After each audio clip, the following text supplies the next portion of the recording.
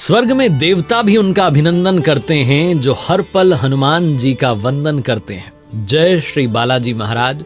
हनुमान जन्मोत्सव की आपको अनंत शुभकामनाएं मेरी यानी आरजे कार्तिक की ओर से। 5 ऐसे प्रसंग, 5 ऐसी कथाएं आपको हनुमान जी की सुनाने जा रहा हूं जो संभव है आपने ना सुनी हो। पहली कथा से प्रारंभ करते हैं हनुमद रामायण। ये कथा केवल राम कथा की शुरुआत नहीं है बल्कि त्याग, भक्ति, ज्ञान और विनम्रता की पराकाष्ठा का प्रतीक है। भगवान श्री राम का जब अयोध्या में राज्याभिषेक हो गया तो हनुमान जी हिमालय चले गए। गहन तपस्या में, भक्ति में लीन रहते हुए एक विशाल शिला पर प्रतिदिन अपने नख से, अपने नाखूनों से राम कथा लिखते रहे। और ये लेखन केवल कथा नहीं थी बल्कि श्री राम जी की महिमा, उनके चरित्र और लीला की दिव्य अनुभूति थी जो बाद में हनुमद रामायण के रूप में पहचानी गई। महर्षि वाल्मीकि जी ने भी कठिन तप और साधना से वाल्मीकि रामायण की रचना की। जब वो इसे भगवान शिव जी को समर्पित करने कैलाश पर पहुंचे तो देखा कि हनुमान जी ने वहां नख लेखित रामायण है। उन्होंने नख से जो है रामायण लिख दिया। उस दिव्य लेखनी को देख करके चिंतित और चकित हो गए वाल्मीकि जी। उन्हें लगा कि तपस्या व्यर्थ हो जाएगी, हनुमान जी की रचना कहीं अधिक श्रेष्ठ है, भावपूर्ण है। महर्षि वाल्मीकि जी की भावना को समझते हुए, उनकी कृति को सम्मान देते हुए हनुमान जी ने अपनी रामायण को प्रभु श्री राम के चरणों में समर्पित कर समुद्र में प्रवाहित कर दिया। ये केवल एक ग्रंथ का विसर्जन नहीं था, ये उनके समर्पण, विनम्रता और दूसरों की भावना को आदर देने की मिसाल थी। हनुमान जी के इस त्याग से और महानता से प्रभावित होकर महर्षि वाल्मीकि ने उन्हें प्रणाम किया और वचन दिया कि कलयुग में पुनः जन्म लूंगा और एक ऐसी रामायण रचूंगा जो आम जनमानस की भाषा में होगी। ये संकेत तुलसीदास जी की रामचरितमानस का आधार बन गया।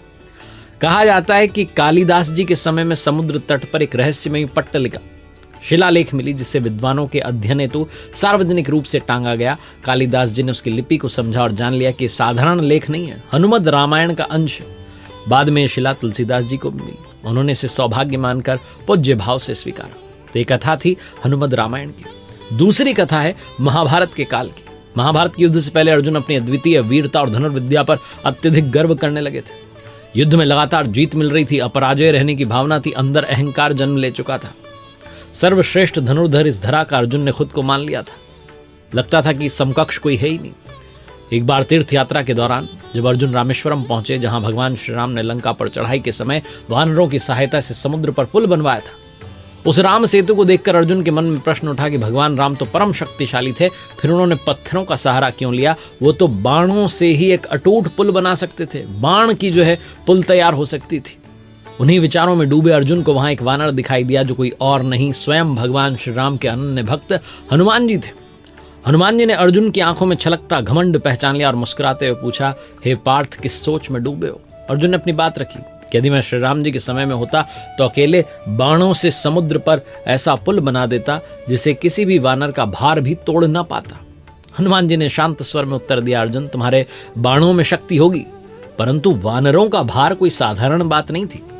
यदि श्री राम ने पत्थरों का सहारा लिया तो उनमें भी गहरा अर्थ था। अर्जुन की बात सहन नहीं, उन्होंने चुनौती दी, मैं सिद्ध कर सकता हूं कि मेरा बाणों का पुल अटूट रहेगा। हनुमान जी बोले, तो फिर परीक्षा हो जाए। यदि मेरे 3 कदम चलते ही वो पुल टूट गया तो तुम्हें अग्नि में प्रवेश करना है। अर्जुन ने स्वीकृति दी। तीरों से एक सुंदर पुल बन गया। हनुमान जी ने श्री राम जी का स्मरण किया, पहला कदम रखा, पुल थोड़ा डगमगाया। दूसरे कदम पर पुल में कंपन हुआ और जैसे ही तीसरा कदम पड़ा वो पुल पूरी तरीके से टूट गया, सरोवर में गिर गया। अर्जुन स्तब्ध रह गए। अर्जुन को अपनी प्रतिज्ञा निभानी थी, अग्नि में प्रवेश करने की तैयारी की। तभी भगवान वहां प्रकट होते हैं श्री कृष्ण और कहते हैं, अर्जुन रुको।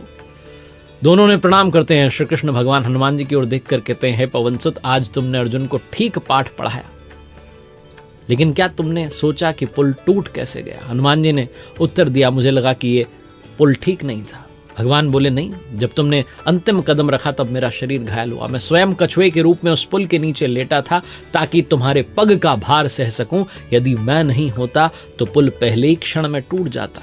यह सुनकर हनुमान जी भाव विह्वल हो गए, भगवान के चरणों में गिर गए, क्षमा मांगी। अर्जुन ने कहा, प्रभु, अहंकार ने मेरी बुद्धि को ढक लिया था, अब मुझे भक्ति और विनम्रता का अर्थ समझ में आ गया। भगवान श्री कृष्ण ने कहा, हनुमान, आपने अर्जुन का मार्गदर्शन किया, अब मेरी इच्छा है कि आप महाभारत के युद्ध में अर्जुन के रथ की ध्वजा पर विराजमान हो जाओ। आपकी उपस्थिति से रथ कभी पराजित नहीं होगा। हनुमान जी ने आनंद पूर्वक बात को स्वीकार और महाभारत के युद्ध में अर्जुन के रथ की ध्वजा पर स्थान ग्रहण कर लिया। तो ये दूसरी कथा थी हनुमान जी और अर्जुन की भेंट की। अब आगे बढ़ते हैं और तीसरी कथा के बारे में बात करते हैं। ये जो तीसरी कथा है इसमें हम बात करेंगे कि हनुमान जी के जो अलग अलग नाम हैं उनके पीछे की कथाएं क्या हैं। हनुमान जी भक्ति, शक्ति और विनम्रता की जीवंत प्रतिमा है। उनके कई सारे नाम हैं और हर नाम के पीछे एक अद्भुत कथा, एक महान भावार्थ है। उनकी माता थी अंजना और पिता थे केसरी, जो सुमेरु पर्वत के पराक्रमी राजा थे। इसी कारण उन्हें अंजनी पुत्र कहा जाता है। परंतु उनकी उत्पत्ति केवल सांसारिक माता पिता से नहीं, उनकी आत्मा में समाई थी स्वयं वायुदेव की प्राण वायु। वायुदेव ने उन्हें प्राण दान दिया, इसलिए वो कहलाए पवन पुत्र। प्राचीन काल में वायु को मारुत भी कहा जाता था, अतः उन्हें मारुति नंदन के नाम से भी पूजा गया। और भगवान शिव जी का अवतार हैं, इसलिए शंकर सुवन है। एक समय इंद्रदेव ने अपने वज्र से जब बालक हनुमान की ठोड़ी पर प्रहार किया तो हनु जो है वो घायल हो गई। ठुड्डी को हनु कहते हैं, तभी से उनका नाम पड़ा हनुमान, जिसका अर्थ है जिसकी हनु टूट गई हो। उनका शरीर वज्र के समान अटूट और शक्तिशाली है। न केवल वज्र को झेल सकते थे हनुमान जी, बल्कि वज्रवत बन चुके थे। इसी कारण उन्हें वज्रांग बली कहा गया, जो बाद में बजरंग बली हो गया। वज्र जैसा शरीर और असीम बल से युक्त महान वीर। चौथी कथा है जहां भगवान का भक्त से युद्ध हो जाता है। एक ऐसी विलक्षण कथा है जहां भगवान श्री राम को अपने ही परम भक्त हनुमान जी से युद्ध करना पड़ा। गुरु विश्वामित्र जी ने राम जी को आदेश दिया कि राजा ययाति का वध करें, लेकिन ययाति किसी से टकराना नहीं चाहते थे। भागते हुए शरण में पहुंचे हनुमान जी के पास। हनुमान जी जो हमेशा धर्म और वचन के रक्षक हैं, उन्होंने राजा को आश्रय दिया और वचन दिया कि जब तक जीवित हूं आपको कोई क्षति नहीं पहुंचा सकता। भगवान श्री राम ने अपने गुरु की आज्ञा मानते हुए हनुमान जी पर बाण चलाए, लेकिन सब व्यर्थ हो गए। हनुमान जी ने कोई शस्त्र नहीं उठाया, कोई युद्ध नहीं किया, बस आंखें मूंद कर ध्यान में रहे। और जब पूछा राम जी ने कि कौन सा मंत्र जप रहे थे, तो हनुमान जी ने मुस्कुरा कर कहा, बस आपका नाम राम जप रहा था। राम नाम की महिमा इतनी प्रबल थी कि स्वयं राम भी उन्हें पराजित न कर सके। विश्वामित्र जी भी द्रवित हो गए। उन्होंने हनुमान जी की भक्ति को नमन किया और धर्म संकट से राम जी को मुक्त कर दिया। ये कथा सिखाती है राम से बड़ा राम का नाम। अब आइए पांचवी कथा की ओर आगे बढ़ते हैं। और पांचवी जो कथा है वो है ब्रह्मास्त्र की।